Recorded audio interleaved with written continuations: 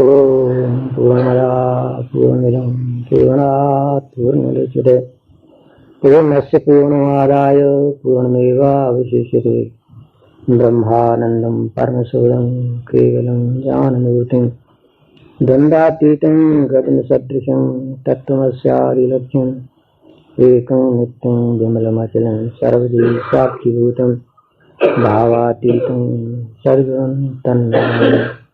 गुरु ब्रह्मा गुरु विष्णु गुरुदेवो महेश्वरा गुरु साक्षात् परं ब्रह्म तस्मै श्री गुरुवे नमः। ध्यानार्थं गुरोर्मूर्ति पूजामूलं गुरोपरं मंत्रमूलं गुरोर्वाक्यं मोक्षमूलं गुरुपिता। ओम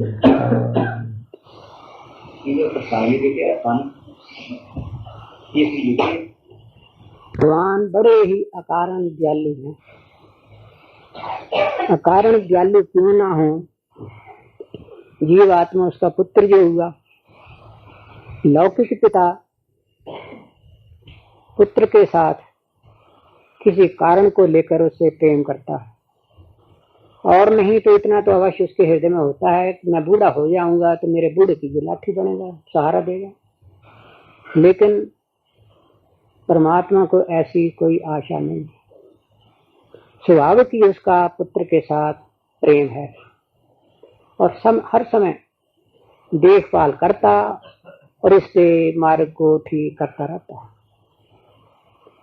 और जहां तक होता अपनी तरफ खींचता रहता है।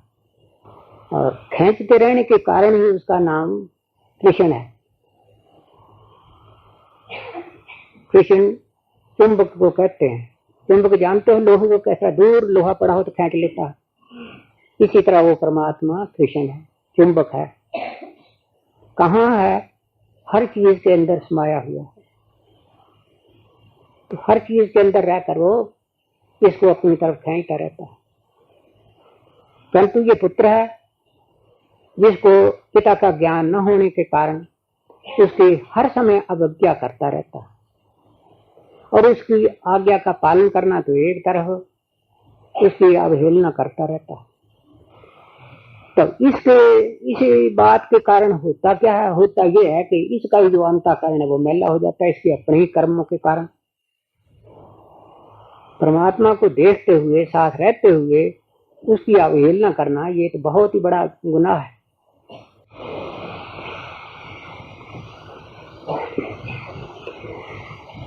तो आदमी को चाहिए कि आदमियत सीखे, आदमी बनकर रहे और ठीक रास्ते पर चलता रहे। तो फिर इसको अपने पिता की जो इसके ऊपर अकारण दयालुता है उसका बोध होता रहता है। मनुष्य शरीर में जिस वक्त ये जीव आता है तब इसको वो परमात्मा पूर्ण रूप से स्वतंत्रता देता है। क्या स्वतंत्रता? किस बात की? कि स्वतंत्रता इस बात की कि जो तेरी इच्छा हो वो मांग ले, और जहां जाना चाहे वहां जा सकता है। मांगना तेरा काम, देना मेरा काम। इतनी स्वतंत्रता 84 लाख योनियों में से किसी में भी नहीं है जितने के इस मनुष्य शरीर में है। तो कोई विरला ही जीव होता है जो इस स्वतंत्रता का फायदा उठाता है। सब लोग, सब प्राणी, सब जीव चाहते हैं केवल मात्र सुख, शांति और आनंद, वो भी ऐसा कि जो एक बार मिल जाए तो बस फिर दूर ना हो। तो ये जो चाह है ये किस बात की चाह है? ये परमात्मा की, क्योंकि परमात्मा ही एक ऐसा है। तब इस चीज को चाहते हुए भी ठीक मार्ग पर, ठीक जगह पर उसको लेने की कोशिश नहीं करता, गलत जगह पर तलाश करता, तो वो कहाँ मिलेगी? वस्तु कहीं ढूंढे कहीं, कहीं भी आवे हाथ, नहीं मिलती। हाँ, कोई इसका जानने वाला हो वो इसे मिल जाए तो फिर इसको इसके अंदर ही बता देता है। वो चीज जहां तू चाहता है तो तेरे पास ये, बाहर नहीं, अंदर ही है। तो ये मनुष्य शरीर 84 लाख योनियों में से बड़े ही भाग्य से मिलता है। जब इसका सदुपयोग नहीं करता तो क्या होता है, एक जन्म में मनुष्य शरीर में आकर के तब इतने कर्म कर मारता है कि जो लाखों जन्म पा करके तो उन कर्मों का भुगतान कर सके।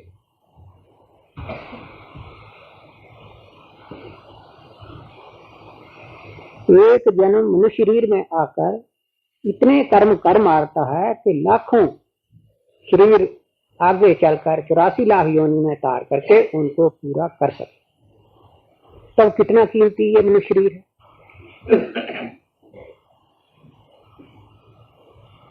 इस मनुष्य शरीर में आकर ये उस वस्तु को पाना चाहे जिसके लिए अनादिकाल से इसकी भूख है, जिसको पाकर ये तृप्त हो जाता है और अजर अमर हो जाता है, उसकी मांग इसके अंदर पैदा नहीं होती। तब आप लोगों को ये बात समझ में आ जाए, अविद्या या अज्ञान का अंधेरा अंतःकरण पर से उठ जाए और जो सच्ची और असली बात है वो समझ में आ जाए, तो इस मनुष्य शरीर में आकर केवल मात्र एक ही इच्छा अपने दिल में रहनी चाहिए कि हमें वो वस्तु मिले कि जिसको पा करके तो फिर दुख का मुंह न देखना पड़े। तो क्या मामूली सी बात है। ये इच्छा हृदय में बैठ जाए तो प्रभु को देते देर नहीं लगती। आप लोगों को भले ही ये बात असंभव और मुश्किल मालूम हो, लेकिन भगवान के लिए कुछ भी नहीं। वो तो कहते हैं, ऐ पुत्र तू जो मांगेगा वही मिलेगा, मांगना तेरा काम, देना मेरा। तब हर किसी को जो इस असलियत को समझे उसे प्रभु को पाने की इच्छा अपने अंदर पैदा करने की कोशिश करनी चाहिए। उसको पाकर फिर कुछ पाना बाकी नहीं रहता, अजर और अमर हो जाता है। उस जगह जा पहुंचता है जहां से फिर बाज गश्त नहीं, हट के वापस नहीं आता। मनुष्य शरीर को ऐसा समझो कि जिस तरह एक बहुत बड़ा रेलवे जंक्शन है, उस जंक्शन से अनेकों शहरों को गाड़ियां जाती हैं। तब जंक्शन में से टिकट लेकर के जिस गाड़ी के ऊपर बैठ जाता है आदमी, बस वो उसी शहर में जा पहुंचता है। इसी तरह ये जो मनुष्य शरीर है ये भी एक जंक्शन है। ये आपकी गाड़ी उस जंक्शन पर खड़ी है। अब किस शहर में जाना है इस बात का निश्चय आपने करना है। किस शहर में पहुंचना है, जिस शहर में पहुंचना है वहां का टिकट ले लो, बस पहुंचे। तब आप पूछेंगे वो टिकट लेना क्या है। इस मनुष्य शरीर में वो टिकट लेना क्या है। वो टिकट लेना है उस किस्म के कर्म करना। जिस किस्म के कर्म करता है उसी शरीर को जा प्राप्त होता है। जो मनुष्य इस मनुष्य शरीर में आकर मांस के भूखे, मांस की ख्वाहिशात रखने वाले, दूसरों का खून पीने वाले ऐसा स्वभाव बना लेते हैं, ऐसे ऐसे कर्म करते रहते हैं, उनके अंत समय जब गाड़ी छूटती है तो वो कहां जाती है। शेर, भेड़िए, चित्रे, कुत्ता, बिल्ला, यही जो मांस खाने वाले हैं उनमें जा पहुंचता है। इसीलिए कहा कर्म प्रधान विश्व रचि राखा, जो जस करे सो तस फल चाखा। जैसे जैसे कर्म करता रहता है अंत समय वैसी ही वासना इसके अंदर पैदा होती है। उस वासना के अनुसार ही इसको शरीर से बाद निकलता है और जिस शरीर में जाना होता है वो इससे पहले मिल जाता है। जैसे कहावत कहा करते हैं कि पुल की ओर पहाड़ है, तो देखो बात कितनी बड़ी है और छुपी हुई एक थोड़ी सी बात में है। क्या? अंते मति सागति, अंत समय जैसी बुद्धि इसकी होती है उसी के अनुसार जीवात्मा को आगे शरीर मार्ग मिलता है और वहां जाता है। परंतु अंत समय केवल मात्र वासना पैदा करने से, या किसी आदमी ने कह दिया मरते हुए को राम राम कहो, भला उससे क्या होगा? सारी उम्र तो व्यभिचार में गुजरी, मांस शराब में गुजरी, चोर में ठगियां करते गुजरी, और अंत समय कह दिए तो उससे क्या होगा? तो ऐसा नहीं। तो जब स्वस्थ चित्त हो, सब प्रकार की अनुकूलता हो, उस समय पहले विचार करो कि मेरा लक्ष्य क्या है, मेरी जिंदगी का लक्ष्य क्या है, मैंने पहुंचना क्या है, मैंने हासिल करना क्या है, मनुष्य शरीर जो मुझे मिला, मैं इसको पाकर मैंने करना क्या है। क्या केवल मात्र इतना ही? पैदा हुए, कुछ विद्या पढ़ी, फिर नौकरी की, फिर संतान बनाई, फिर बच्चे बनाए, और फिर कुछ अरसा फंसे और कुछ रोए, और फिर मुंह फाड़ कर कुत्ते की तरह शरीर छोड़कर चले गए? क्या इतना ही है? अगर मनुष्य शरीर पाकर इतना ही करना है तो तुम्हारे शरीर में, मनुष्य शरीर में और दूसरे शरीरों में, कुत्ते बिल्ले वगैरह में, और उसमें फर्क क्या आया? इतना काम हो तो वो भी करते हैं, कुत्ते बिल्ले जंगली जानवर जितने हैं सब यही काम तो करते हैं।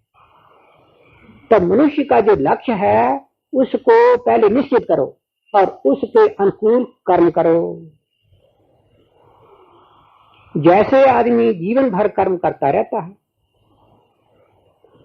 उन कर्मों के अनुसार इसका स्वभाव बनता है, और स्वभाव बनने के बाद जिस समय शरीर छोड़ता है तो वैसी ही वासना स्वयं इसके अंदर उठती है।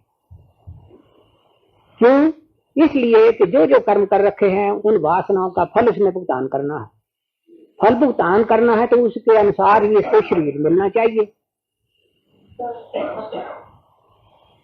तो इस असलियत को समझकर आप लोगों को, अगर आज तक कभी किसी ने अपनी जिंदगी का लक्ष्य निश्चित नहीं किया, अपना गोल निश्चित नहीं किया, तो अब उसे करना चाहिए। अपने जीवन में जब भी कभी जाग आ जाए तो यही विचार सामने रखो, मेरा कर्तव्य क्या है, मेरा फर्ज क्या है, ड्यूटी क्या है, मैंने पहुंचना कहां है। जिंदगी तो चंद रोजा है, इसका पता कुछ नहीं।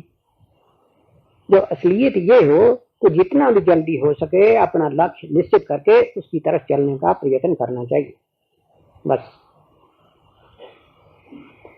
अब इसके लिए क्या करना है वो आज को थोड़ा किताब में से देखते हैं। तरफ चलने का प्रयत्न करें तो गृहस्थ के जो काम है ये हमें रोक डालते हैं, और उन रोकों के कारण हम इस मार्ग के ऊपर चल नहीं सकते। तो ये असलियत नहीं है।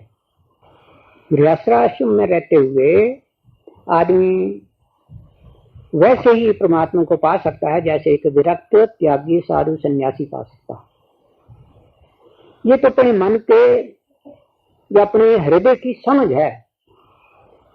समझ ठीक हो जाए तो फिर चाहे गृहस्थ में हो और चाहे वानप्रस्थ, चाहे संन्यास में, कहीं भी हो, उसे अपने लक्ष्य को प्राप्त कर सकता है।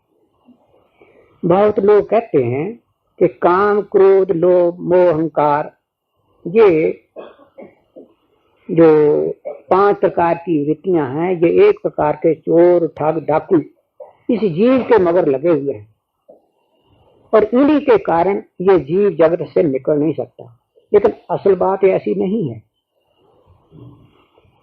इसको चोर, डाकू और अपना दुश्मन समझो तो वो भी है, और असलियत समझो तो इनके बगैर इसकी जीवन यात्रा चल ही नहीं सकती है। और ये इसके मददगार हैं, ये इसके सेवादार हैं।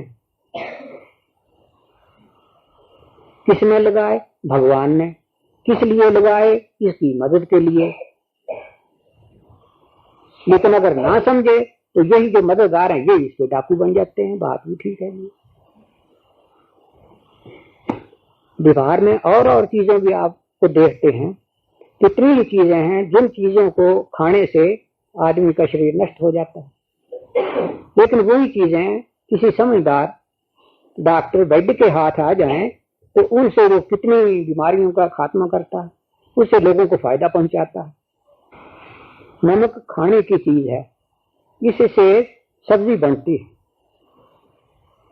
लेकिन यही अगर कहीं थोड़ा सा ज्यादा पड़ जाए तो लोग कहते हैं ये तो जहर बन गया। तो नमक जो है ये जहर थोड़ा ही है, इससे तो सब्जी बनती है, स्वाद बनता है और आदमी को फायदा पहुंचाता है। परंतु कब, जब इसको ठीक हद एक दाल में रखकर इस्तेमाल में लावे, मर्यादा में रहकर इस्तेमाल करे, तो ये फायदा ही फायदा करने वाली चीज है। इसी तरह भगवान ने जो कुछ इस जगत में बना रखा है, जो कुछ इसको दे दिया हुआ है, तो सब इसकी भलाई के लिए है।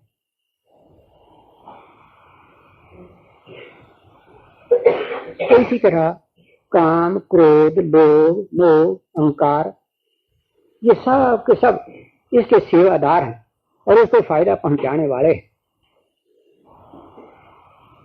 तो इनको ठीक जगह पर इस्तेमाल करना फायदेमंद है, गलत जगह पर करने पर जो था उसने ठीक ही किया,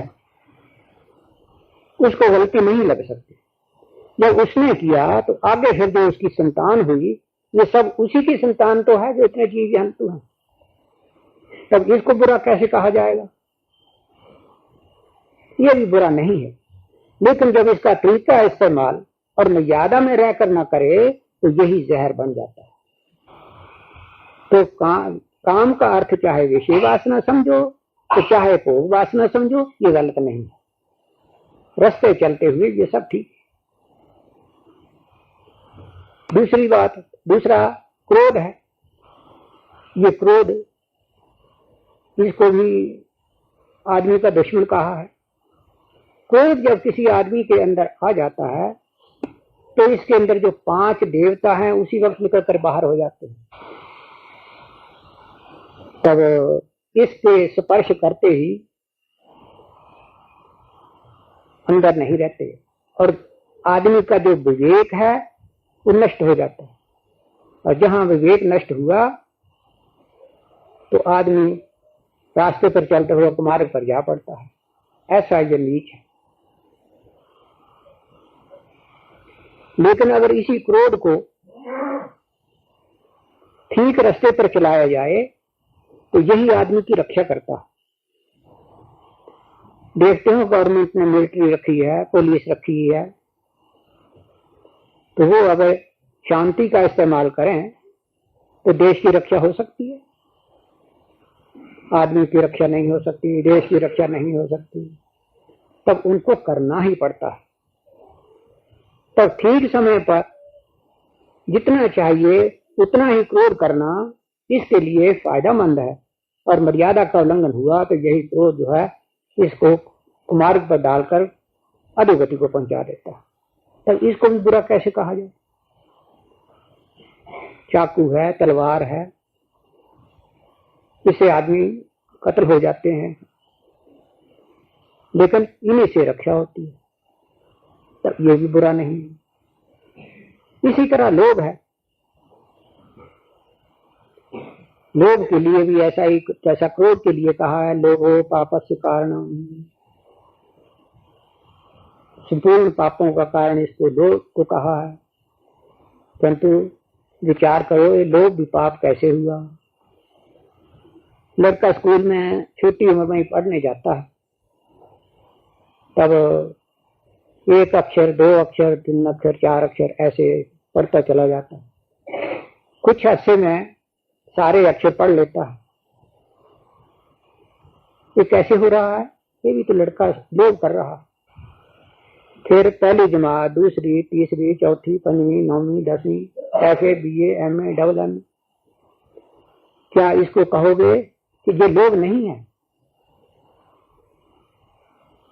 बिना लोभ के एक काम कैसे हो सकता है? तब कहेंगे कि रास्ता रास्ता मर्यादा में चल करके लोभ जो है ये बुरा नहीं। मर्यादा से बाहर होकर के जो काम करना है वही पाप का कारण बनता है। इसी तरह मोह है, मोह सकल व्याधिन कर मूला। सारी बीमारियां आपत्ति जितने दुख क्लेश हैं, इसका केवल मात्र मोह है कारण। लेकिन अगर सोचा जाए तो इस मोह के बिना संसार भी कैसे चल सकता है। बच्चे के साथ मोह ना हो, भाई का भाई के साथ मोह ना हो, पिता पुत्र के साथ एक दूसरे का मोह ना हो, तब जिस तरह माड़ा से जो काम लेना पड़ता है वो तभी तक ले सकते हैं जब उसके अंदर धागा है। धागा बिखर गया तो माड़ा काम नहीं मेरा चलेगा। इसी तरह मोह रूपी रस्सी सब में से टूट जाए, कौन किसी को पूछेगा, श्रृंखला टूट जाएगी। बच्चे की परवरिश कैसे होगी? तो फिर क्या ये मोह नहीं करना चाहिए? नहीं, किए बगैर छुटकारा नहीं, करना होगा, परंतु यह जान बूझ करके करना। कहीं ऐसा ना हो कि यही मोह तुम्हारे लिए संसार में लाने का कारण बने, वो मोह अच्छा नहीं। अगर इतना ना हो, संसार में ना लाए, तो इस मोह को बुरा कौन कहेगा? प्यार करना, प्रेम करना, इसको बुरा कौन कहता है? प्रेम करना ये तो भगवान को स्मरण करना है, क्योंकि भगवान का स्वरूप क्या है? प्रेम है। तो किसी के अंदर हृदय में प्रेम जितना ज्यादा होगा, उसने भगवान को ही अपने अंदर उतना बसाया है। तो इसमें राज क्या है?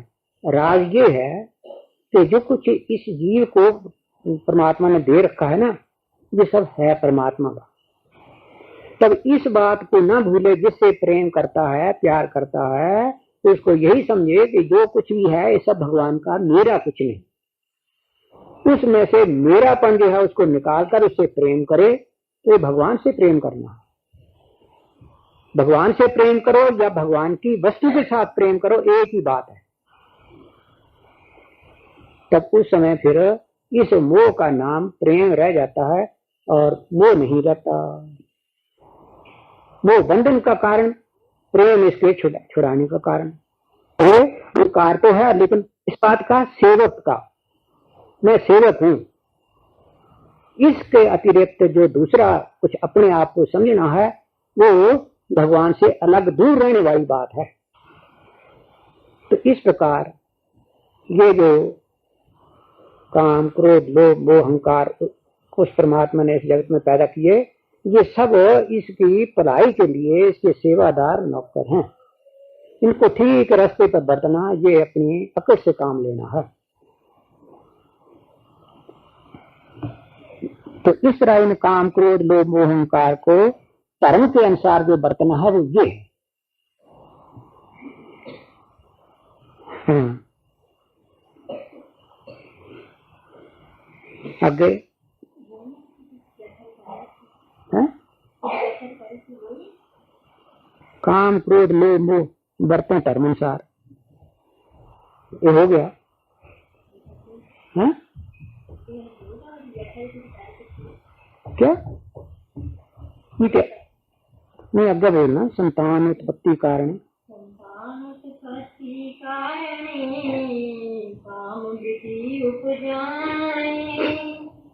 धर्म रक्षा करने क्रोध वेग प्रगटाए। तब इन 5 काम, क्रोध, लोभ, मोह, अहंकार वृत्तियों के आगे फिर जगह बतलाते हैं कि कहाँ कहाँ बरतने पर धर्म समझा जाता है, भगवान की आज्ञा समझी जाती है, और कहाँ पर बरतने पर वो भगवान की आज्ञा के विरुद्ध समझा जाता है। वो उसकी आगे व्याख्या करते हैं। तो कहते हैं जहाँ संतान उत्पत्ति करने का सवाल पैदा होता है, इसकी आवश्यकता हो तो इस काम वासना को जगाना पड़ता है। उसको कोई आदमी अधर्म नहीं कहता, उसको धर्म ही कहते हैं। धर्म के 2 अर्थ हैं। धर्म का अर्थ है परमात्मा, ध्रुव धारणा धर्मित्या, जिसने पूर्ण लोक लोकांतरों को धारण कर रखा। तो दूसरा अर्थ है वो कार्य, जिन कामों के ऊपर चलते हुए ईश्वर परमात्मा के धाम में पहुंच जाता है। ताकि जितने पुण्य कर्म हैं ये भी सब धर्म में ही आ जाते हैं। तो कहते हैं कि इस वृत्ति को जब गृहस्थ आश्रम में रहते हैं तो इसकी आवश्यकता पड़ती है, तो उसको कोई आदमी बुरा नहीं कहेगा। भगवान कृष्ण ने गीता में भी यही बात कही है, धर्मा विरुद्ध भूतेषु कामोऽस्मि भर्तर्षि। धर्म के अनुकूल जो काम वृत्ति का उत्पन्न करना है अर्जुन, वह भी नहीं हूं। जहां अपने आप को हर एक चीज के अंदर दिखाया है, वहां से विषय भोग की जो वासना है उसमें भी अपने रूप को दिखाया, परंतु कहां? जहां धर्म के अनुकूल हो। जब धर्म के अनुकूल होते ये भी धर्म समझा जाता है, तो फिर इसको बुरा कैसे कहें? हाँ, वही बात जैसा मैं पहले कह चुका हूं कि जब आदमी मर्यादा का उल्लंघन करे तो यही विषय भोग की जो वासना है ये पाप बन जाती है और आदमी को कुमार्ग डाल देती है। आगे धर्म रक्षा के कारण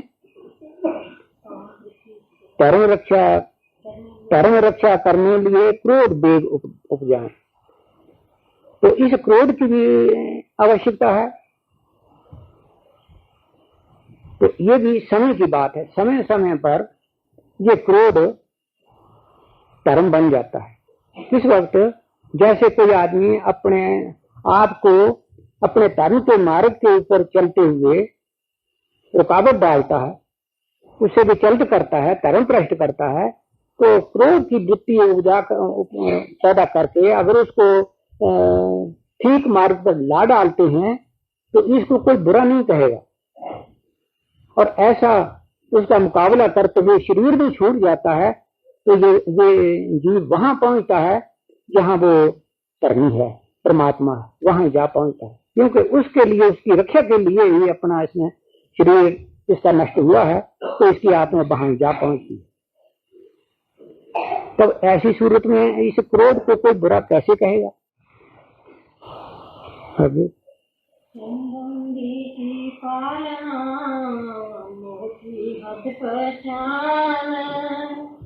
निर्वाह मात्र पीड़ित हो, लोभ करेंगे जान।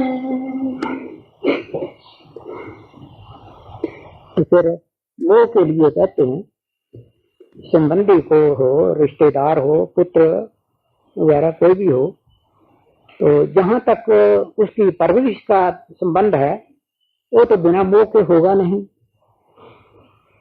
तब उसकी परवरिश के लिए, उतने मात्र के लिए अगर उससे प्यार करता है, मोह करता है, तो कोई हर्ज नहीं। लेकिन उसकी हद को पार कर जाता है तो वही इसकी को नुकसान पहुंचा देता है। जैसे आप लोग गृहस्थी हो, तब संतान होती है, तो उसका फिर परवरिश करना है, तो फिर आपका ही काम है, आपका धर्म है। तब उसके बाद पढ़ाना भी धर्म है ही। पढ़ाने के बाद फिर अगर कहीं कारोबार में लग जाता है तो और भी अच्छी बात। अब जब कारोबार में लग गया, कमाने खाने लग गया, तो फिर भी उसके साथ आप अपनी लिंक उसी तरह जोड़े रहते हैं और ख्याल करते हैं, तब ये हद से ज्यादा बढ़ जाने वाली बात है। ये नहीं होनी चाहिए। आपने अपना कर्तव्य था वो पूरा कर दिया, अब उसको छोड़ो उसकी मर्जी के ऊपर, जैसा चाहे वो करे। खैर, शादी भी अगर कर करा दे तो उसमें भी कोई दोष ज्यादा नहीं है। शादी कर करा दे, फिर उसको छुट्टी दे दे। लेकिन आजकल अविद्या मोह के वश में पड़े हुए क्या करते हैं, इतना काम भी हो जाता है तो फिर अगर वो नहीं भी कमाते तो भी उनकी सेवा करते। आगे उनके संतान पैदा होती है तो उन संतान को भी संभाल के उनकी भी सेवा करते हैं, उनको पढ़ाते, पढ़ाने के बाद फिर उनको नौकरी वगैरह कराया, फिर उनकी शादी भी कराई, तो सारा बोझ जो है ये सब व्यर्थ का है। ये कौन कराता है?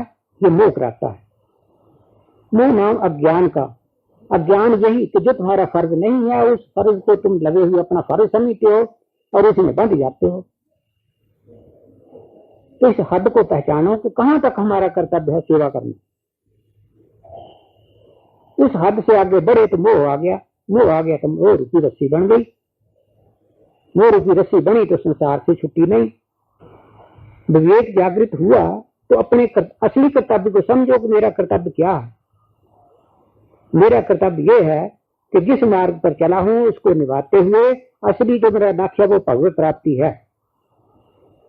ये संसारी झंझट जो है ये मेरा लक्ष्य नहीं है, ये तो बाहरी जो रस्ते की चीजें हैं करनी है। आगे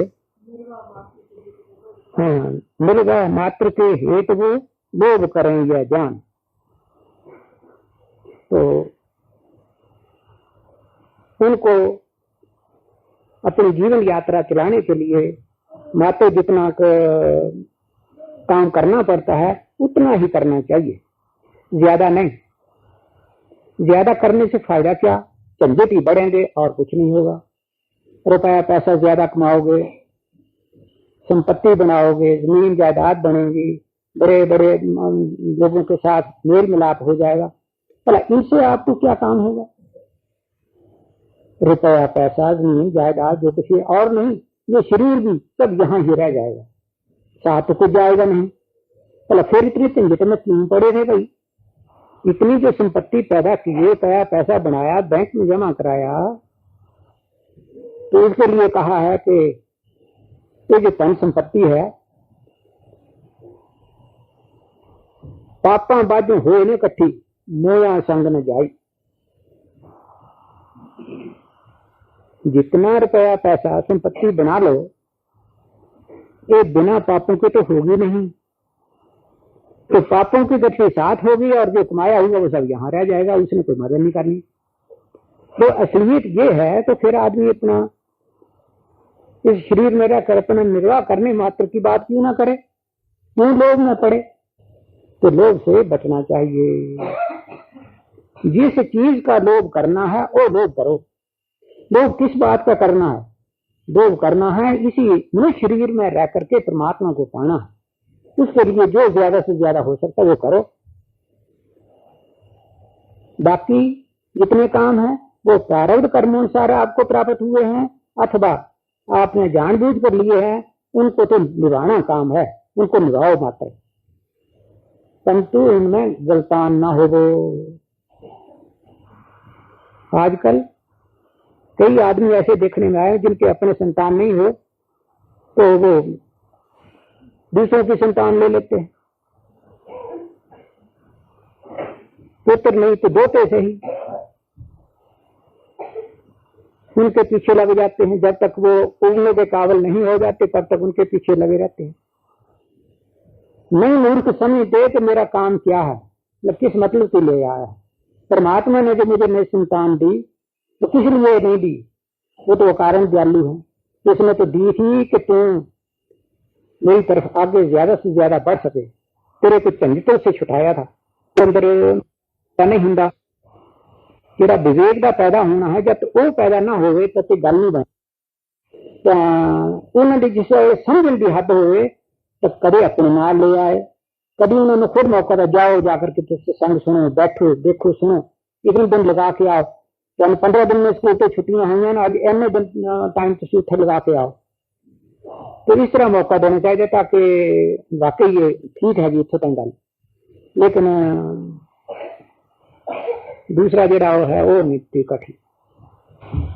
अच्छा अगे अहंकार जब ही पूरे मौनी खुद को दास, हरि को स्वामी जान कर रखे मिलन की आस। तो फिर कहते हैं कि अहंकार जो है ना, अपने आप को कुछ समझना, तो कहते हैं अगर तुम्हारे से नहीं रहा जाता तुम कुछ समझते हो अपने आप, मैं भी हूँ कुछ, तो कोई हर्ज नहीं, तुम अपने आप को भगवान का दास समझो। ये मेरे स्वामी है और मैं उनका सेवादार, और सेवक का धर्म है सेवा करना। तो इस तरह ये जो अहंकार है जो तुम्हारे को परमात्मा से अलग रखता है, अलग करने वाली चीज है, एक लकीर लगा देती है इससे परे तुम हो और ये मैं हूँ। इसको दूर करने के लिए तुम भगवान के सेवक बन जाओ। सेवक कहो या भगत कहो एक ही चीज है। तो सेवक कहाँ जाएगा? जहाँ स्वामी होगा। तो ये अहंकार जो है ये अच्छा है। तो कोई आपको पूछे कि तुम कौन हो, तो मैं सेवक हूँ, भगत हूँ। तुम्हारा लक्ष्य क्या है? भगवत प्राप्ति। तुम्हारा धर्म क्या है? भगवत प्राप्ति। लक्ष्य क्या है? भगवत धाम। तुम्हारा नाम क्या है? तुम्हारा जाप क्या है? भगवान का नाम। इस तरह अपने आप में सब तरह के नाल भगवान का बना लेना चाहिए। हाँ, पंथ मार्ग धर्म एक ही चीज है। कई आदमी पूछते होंगे, आपको पूछा भी होगा किसी ने कि तुम्हारा पंथ क्या है। जैसे हर एक पंथा ही है, नानक पंथी, पलटी पंथी, दादू पंथी, अनेक पंथ। पंथ नाम रस्ते का, मार्ग का, जिस रस्ते होकर के परमात्मा ने मिलते। तो तुहानू भी अगर कोई पूछे कि तुम्हारा मार्ग क्या है, पंथ क्या है, तो भक्ति पंथ, भगवत प्राप्ति मेरा लक्ष्य। भगत हूँ किसका? भगवान का। बस।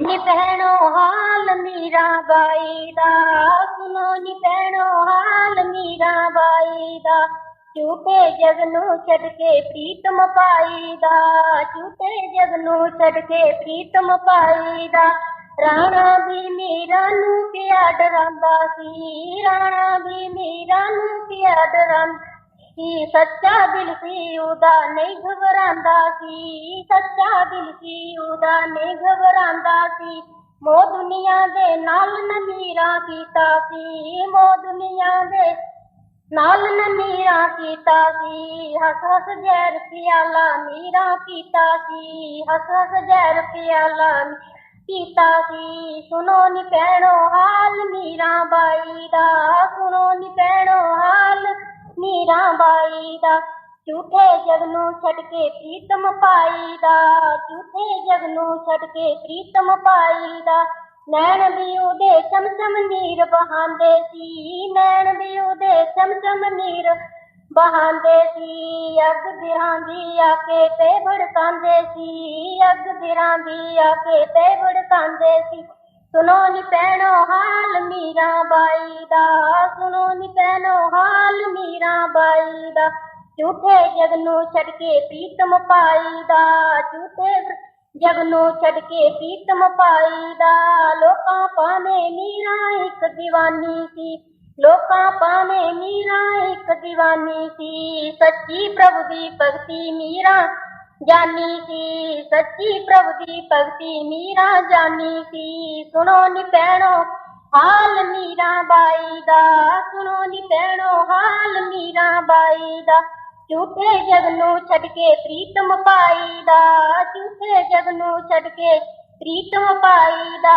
मीरा कहंदी हुण मैं श्यामा तेरी हां मीरा कहंदी हुण मैं श्यामा तेरी हाँ, तू हुण बन जा मेरा मैं हुण तेरी हाँ, तू हुण बन जा मेरा मैं हुण तेरी हाँ। सुनो नी भैणो हाल मीरा बाई दा, सुनो नी भैणो हाल मीरा बाई दा, झूठे जग नूं छड्ड के प्रीतम पाई दा, झूठे जग नूं छड्ड के प्रीतम पाई दा।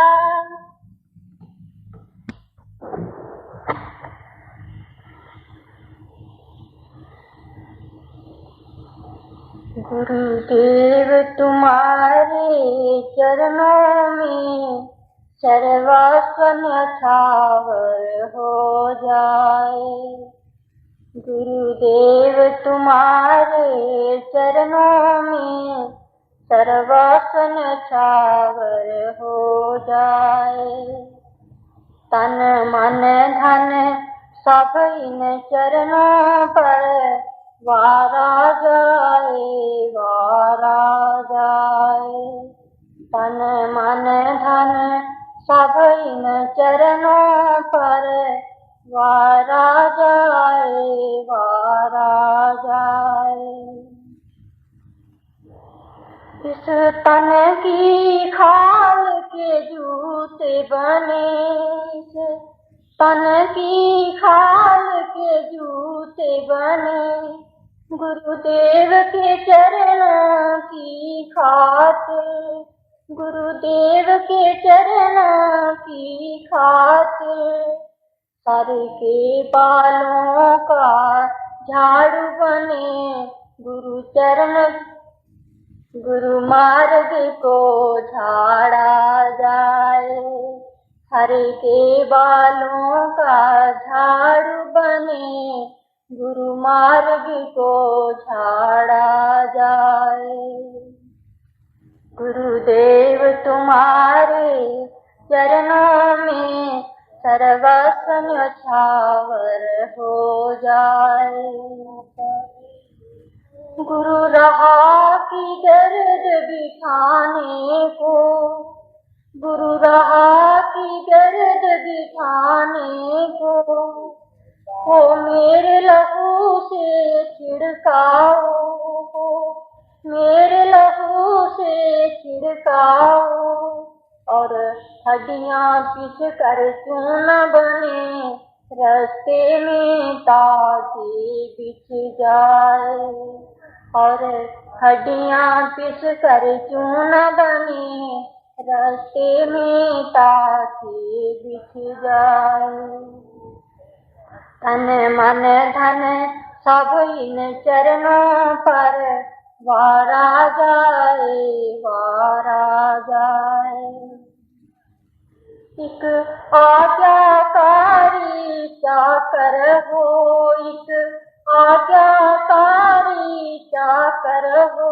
मन मेरा गुरु के चरणों में, मन मेरा गुरु के चरणों में।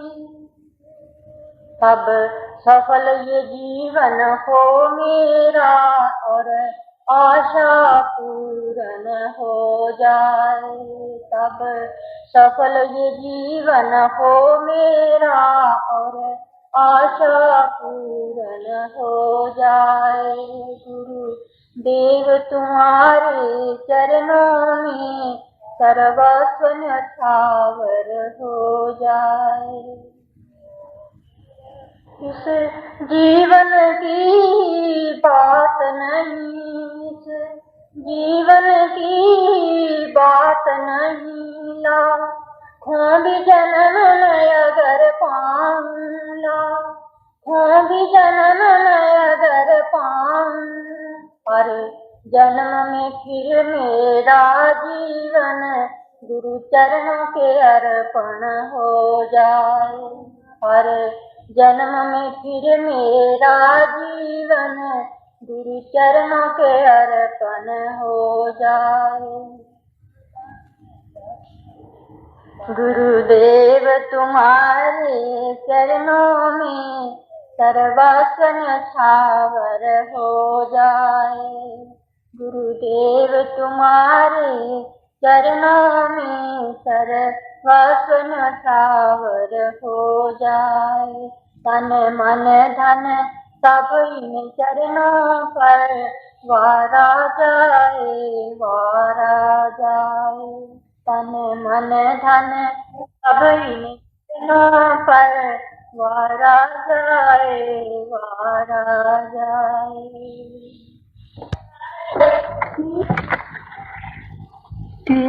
तेरा ना कोई संसार अंदर झूठा काड़ा है देना गुमान तैनू।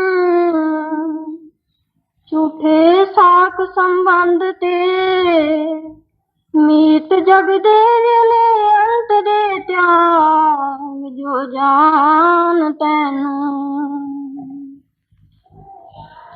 कूड़ा मोह ते प्यार जतला के विच परम भुलेखे दे पाल तैनू। परम और अज्ञान दे विच फंस के भुल गया है प्यारे भगवान तैनू।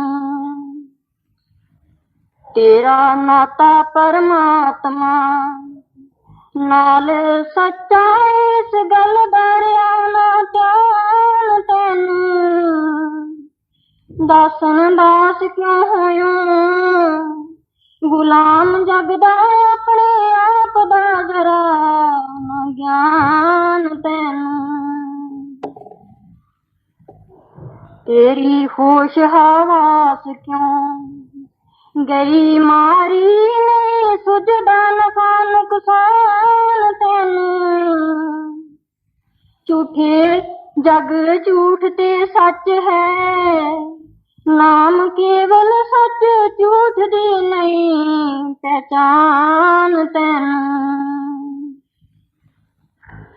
अमृत नाम दा त्याग के जहर पीवे विषे जग दे पे परमान तैनू।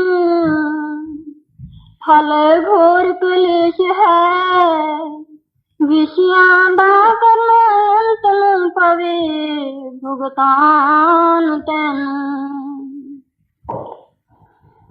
रोग शोक ते ताप संताप जग दे साफ है दास परमान तैनू। चित विषयां नाल जे लाएगा तो घोर नरक दे विच पहुंचान तैनू। त्याग झूठे संसार दी मोह ममता संत साधे गल समझान तैनू। पल्ले बन लै संतां दे बचन मित्रा जेड़े विच सतलोक ले जान तैनू। संतां जिया ना होर कोई मीत सच्चा मार्ग भगती दा जेड़े दरसान तैनू। जन्म जन्म दे परम भुलेखे कढ के सत और असत परखान तैनू। शरण सतगुरु संत दी लै दासा जम काल थे गुरु छुड़ान तैनू। लगे सुरत जो चरणा दे नाल तेरी अपने तान विच संत ले जान तैनू। ते टाल ना कीमती वक्त एवें इस वक्त दा लाभ उठाए बाजो। मनुष्य जन्म हीरा कौडी मुल जांदा बंदगी भजन कमाए बाजो।